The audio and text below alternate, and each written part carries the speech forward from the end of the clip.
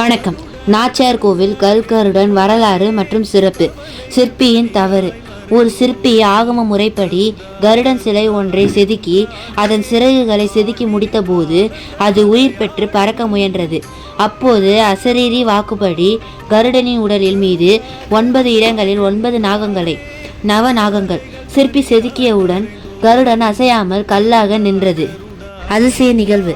கல்கருடன் சன்னதியிலிருந்து வெளிவரும் போது 4 பேர்களும், தெருவில் வீதி உலா வரும்போது 16 பேர்களும், கோவில் கோபுர வாசல் வரும்போது 32 பேர்களும், பின்னர் 64, இறுதியாக 128 பேர்களும் சுமந்து செல்லும் அதிசயம் ஒவ்வொரு ஆண்டும் நடக்கிறது. பரிசுத்த ஆற்றல்.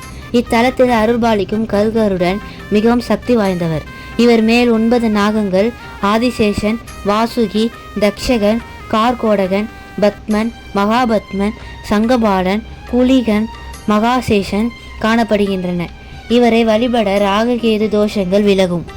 விழா நாட்கள்: பங்குனி பிரம்மோற்சவம் 4ஆம் நாள் மற்றும் மார்கழி மாத பகல் 10 விழா 4ஆம் நாள் என ஆண்டுக்கு 2 முறை மட்டுமே கல்கருடன் வீதி உலா வருகிறார்.